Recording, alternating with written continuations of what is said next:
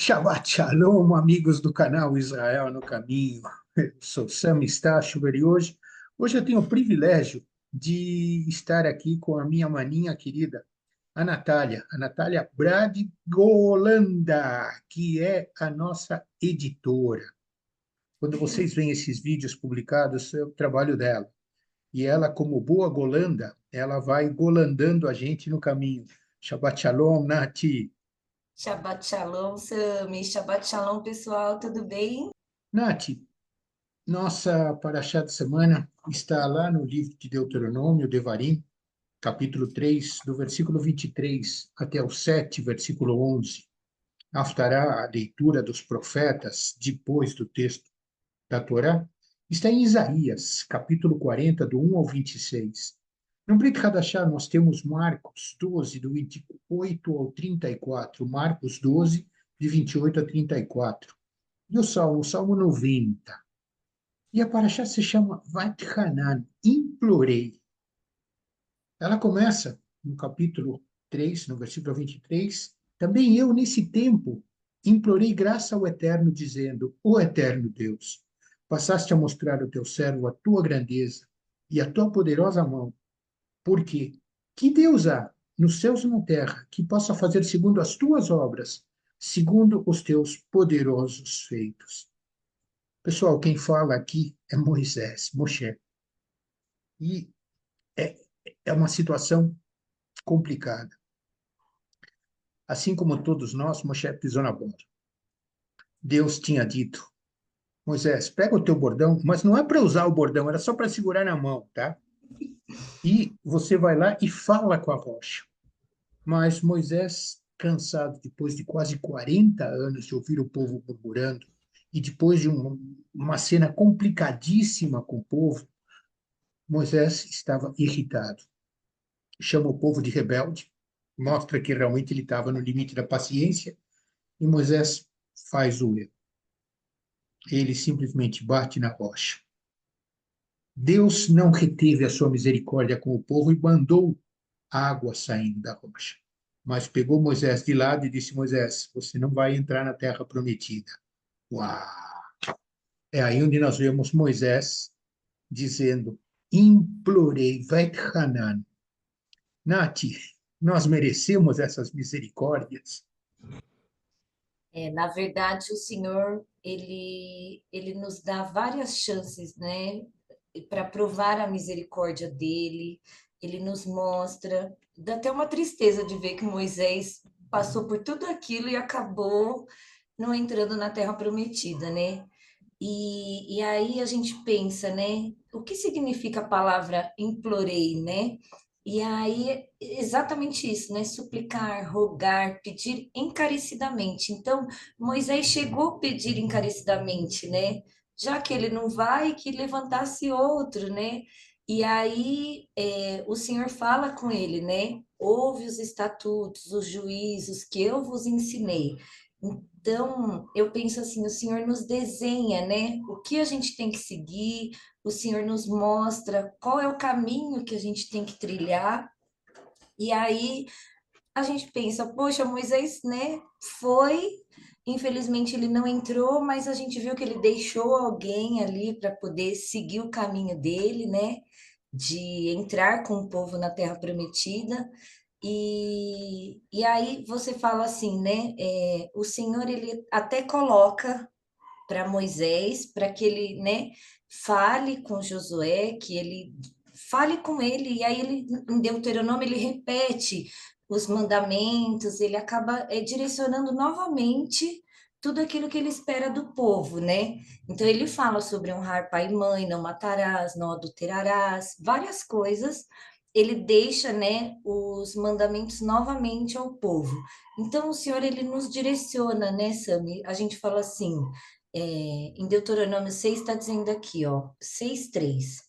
Ouve, pois, ó Israel, e atenta em os cumprires, para que te bem te suceda, e te multipliqueis na terra que mana leite e mel, como te disse o Eterno, Deus de teus pais.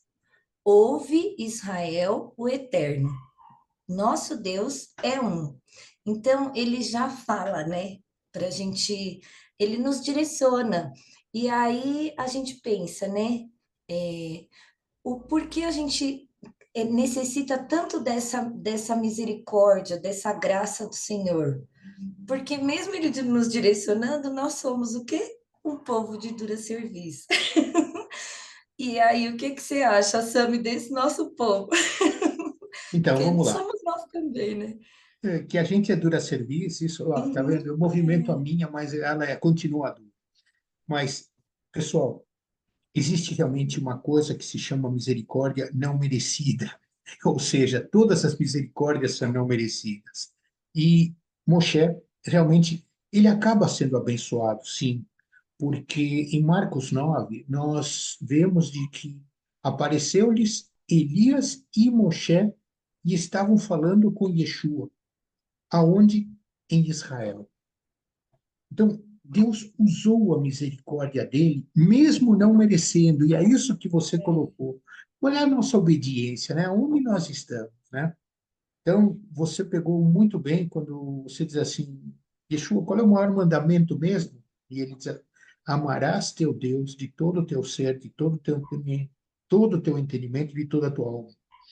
Mas como é que a gente vai amar quem nós não conhecemos? Como é que você consegue amar alguém que você não sei quem é, não sei o que que ele fez, não sei o que que ele tem. E, sabe, ele é um Deus duro. Imagina o castigo que ele deu para Moisés, só porque ele pisou na bola uma vez, mas ele fez tanta coisa. Sim, mas Deus queria obediência, né? É. Deus queria obediência, né? E você fala, mesmo nessa parte, assim, né? Yeshua, ele vem e mostra pra gente, mesmo, vamos dizer assim, que isso aconteceu lá no tempo de Moisés, e a gente já está aqui, né, no tempo que os escribas estavam conhecendo a Jesus, né, a Yeshua, eles estavam questionando todo o caminhar, né, de Yeshua. Um escriba vira e pergunta para Yeshua assim, né, em Marcos 12, 29. Aí ele coloca, Yeshua responde para o escriba, né, o principal qual é o principal mandamento, né, que é o que você falou. Ouve, ó Israel, o Senhor, nosso Deus, é um. Então, se você vê, Yeshua vem e ele repete as coisas que o próprio Deus falou a Moshe, né? Então, a gente pensa assim, não é difícil entender a misericórdia do Senhor, né? O que ele espera de nós para que ele derrame a misericórdia dele. E Yeshua veio e disse a mesma coisa que estava escrito em Deuteronômio 6,4. Então, você fala assim, na época de Yeshua não tinha uma Bíblia que tenha a Brit Hadashah. Existia a Torá, existia os 5 primeiros livros, né? É, toda a lei que o Senhor deu a Moisés. Então, você fala, e Yeshua vem e repete a mesma coisa. Então, é, o quanto que a gente precisa entender, né? O caminho a seguir. Veio Moisés, falou, veio Yeshua e falou, né? E agora a gente precisa entender que a gente precisa ser essa geração que vai cumprir aquilo que Yeshua disse, né? Então, o povo de dura serviço não mereceria nada. O nosso merecimento é zero. Por quê? Porque toda vez que a gente quer fazer a nossa vontade, a gente impõe a Deus uma situação. Ah, É, deixa que eu sei, né? E não deixa que eu sei, realmente nós nos afastamos, criamos uma idolatria, né? Onde a gente começa a achar de que nós sabemos mais que Deus.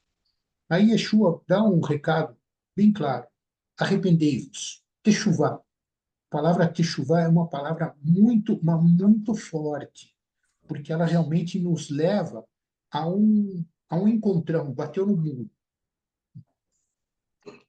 Acordei. Como é que é? Arrependei-vos. É, porque enquanto a gente não entender de que é nosso erro, nós não vamos conseguir fazer nada. E realmente, nós estamos dando voltas em torno da oração Shema Israel, que começa em Deuteronômio 6:4, E nós vemos de que o mandamento é um só, tá? Amar teu Deus, cumprir o que está escrito na Torá, falar da Torá aonde a gente for. E Yeshua simplesmente repete, porque foi ele que deu isso. Quando você É, para pensar de que existe o Abba, Deus, que está lá sentado no trono, o Filho, Yeshua, que é o Mashiach vivo, o Messias vivo de Israel, né? E o Ruach HaKadosh, o Espírito Santo, o Ruach Elohim. Então, na verdade, o que você está vendo é de que quando Deus soprou a Moisés a Torá e Moisés escreveu, na verdade, quem falou foi Yeshua. Yeshua. Então, não adianta você querer separar o Antigo Testamento do Novo Testamento. Na verdade, nós temos um único livro, que é o livro das alianças, que começa em Gênesis e acaba em Apocalipse. Isso. E a Bíblia é um negócio sensacional. Sabe por quê? Porque ela se repete para se fechar nela, quer dizer, ela se completa, ela se complementa. E é por isso que Apocalipse 22 tem um recado sensacional. Não acrescentes nada na minha palavra e não tires nada. Porque se você tirar, se você acrescentar, cuidado que minha mão vai pesar. Você vai ficar com todas as coisas ruins que eu avisei. Então, quer dizer, se o texto ele se completa, a nossa responsabilidade fica sendo por conta do arrependimento. É. Olha, Sami, e a gente fala, né? O Senhor tem sido nosso refúgio de geração em geração. E a gente pensa, né? É, não é difícil ser obediente, sabe? A gente tem que buscar isso, né? A palavra do Senhor fala em Mateus 6,33: buscai o reino de Deus e a sua justiça, né? E as demais coisas são acrescentadas. Então, o Senhor, ele mapeia na palavra dele tudo que a gente precisa fazer para a gente seguir, né? Essa graça, né? Essa salvação que é Yeshua. E aí a gente pensa, né? Até no Salmo 90 ele fala aqui, ó, no Salmo 94: pois 1000 anos aos teus olhos são como o dia de ontem que se foi e como a vigília da noite. Então é o que a gente falou, né? Passam-se os tempos, passam-se as situações, passam-se as gerações, mas a palavra do Senhor é a mesma, né? O recado é o mesmo e a pessoa é a mesma, é Yeshua. Sim, mas a nossa dureza de serviço também é a mesma, Também é. né? Então, então o diferencial vem quando a gente para ouvir e quando está doendo, né? Aí você vai tranando, você vai lá e implora para Deus. É. Senhor, me ajuda. Aí ele ora e diz assim, pera, eu posso até te ajudar, mas você me tem como Deus ou você está indo atrás de outras coisas mais importantes, né? Forte. Aí vem aquela sensação que diz assim, não, pera um pouquinho só, realmente, Deus, eu me afastei. E quando a gente reconhece isso, aí você implora a Deus pela sua misericórdia. É. E começamos falando de que Moisés, aquele homem de Deus, Moisés é chamado como o amigo de Deus a quem falava Deus face a face. Então vejam vocês de que o erro foi um, mas foi a desobediência. Por quê? O motivo que a gente quiser, mas Moisés tinha um currículo abundante, sólido, mas ele desobedeceu. Ele também foi rebelde. Assim como qualquer um de nós somos rebeldes, e muitas vezes a gente acha que sabe e a gente se esquece. E eu queria deixar um versículo com vocês. Olha só, Marcos 1, versículo 15 diz: Yeshua diz: o tempo está cumprido e o reino de Deus está próximo. Arrependei-vos e crede no Evangelho. E essa palavrinha grega é um problema, porque nós não falamos grego. Mas o que que ela quer dizer mesmo? Ah, são as boas notícias que nós recebemos sobre o reino de Deus depois. do sacrifício de Yeshua na cruz, e hoje ele está vivo diante do trono do Pai. Essa palavrinha, então, diz assim, para, como é que é mesmo? Eu vou ter que crer nisso? Sim, porque é a condição para nós estarmos junto dele. É, é a ponte, é o que liga, É o que liga, né? é o que nos E, leva. A misericórdia do Senhor, a graça dele, é crer, né? e Somos. essa que é a linha de conduta que nós temos muitas vezes dificuldade de entender. Todos nós queremos estar certos. Hein? Não vou te dizer que a gente gosta de errar, pelo contrário, eu tenho muita dificuldade de aceitar que eu errei.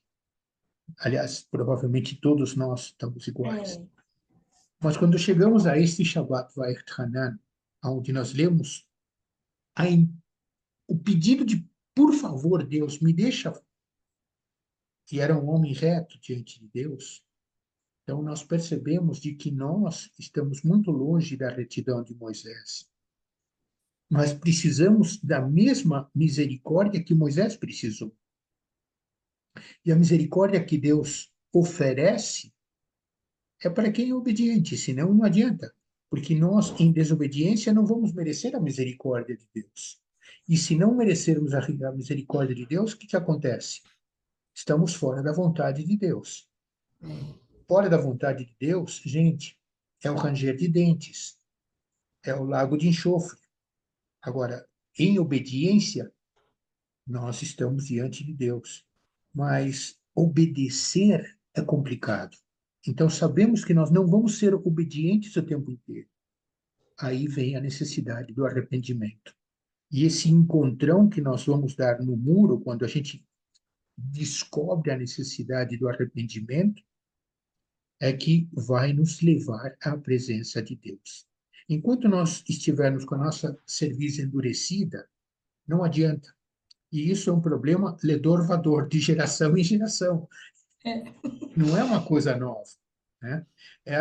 Isso, vamos sendo generosos, começa em Deuteronômio e chega até os nossos dias. Quer dizer, nós estamos falando de quase, vai, vai, 3.000 anos de teimosia. Se acertar a conta, é um pouquinho mais, mas faz por 3.000 anos para a gente doer menos o tamanho da teimosia. é, Mas, gente, o privilégio que nós temos hoje é de ter o Sefer Abritot, a Bíblia, o livro das alianças. E é um livro que está ao acesso de qualquer um de todos. Basta você querer. Ah, você não quer comprar um? Não se preocupe. Na internet tem muitas versões gratuitas. É só procurá-las. E entender que Deus não quer te castigar, muito pelo contrário. Quando você pega em Gênesis, já vem a primeira mostra da redenção. Quando Deus perdoa o pecado de Adão e Eva e faz o primeiro sacrifício para poder ter uma pele para cobri-los. De Gênesis para cá, Deus tem mostrado sistematicamente a vontade de nos redimir. Então, quando ele viu de que nós não tínhamos mais conserto, ele disse assim: tá bom, eu vou mandar meu filho viver entre vocês para ensinar vocês. Ah, mas como é que pode ser que Deus tem um filho? Deus tem filho, é Yeshua, que é o Messias isso. que todo mundo espera. Agora, se você não tiver no teu coração a vontade de entender, você vai continuar tendo dificuldades. Lembre-se de que nós repetimos e repetimos, me ajuda, me ajuda. E Deus quer te ajudar. Agora, a decisão dele te ajudar parte de você aceitar o que ele te pede para fazer. É, Reconhece que o Messias vivo, ele já fez tudo o que precisava. Ele vai voltar? Sim, mas vai voltar para quem já o tem como o Messias vivo. Então, a decisão de aceitá-lo como teu redentor, o Goel Israel, é individual de cada um de nós. E cabe a cada um de nós implorar por graça. Só que cuidado, faça a tua parte, porque Deus já fez a dele. É isso é. aí. Quem tem ouvidos ouça, né, Sami? Tenho ouvido, sim. É, é isso aí. E eu acho que para a gente encerrar, porque essa paraxá é muito linda, é uma das que eu mais gosto até, porque você fala, implorar a graça do Senhor é uma coisa que a gente, é dever da gente, com tudo que a gente, né, vive hoje em dia, o mundão aí que a gente tem, é uma obrigação, eu acho, para dizer assim, né? A gente implorar a graça do Senhor. E aí, leiam essa paraxá, né? Leiam todos esses versículos. É uma direção essa paraxá, eu posso dizer assim, né? Uma direção para as nossas vidas, para que a gente siga aquilo que o Senhor quer de nós. E aí, aqui, para finalizar, em Salmo 90, né? O último versículo do Salmo diz assim: Seja sobre nós a graça, é quase uma oração esse finalzinho, né?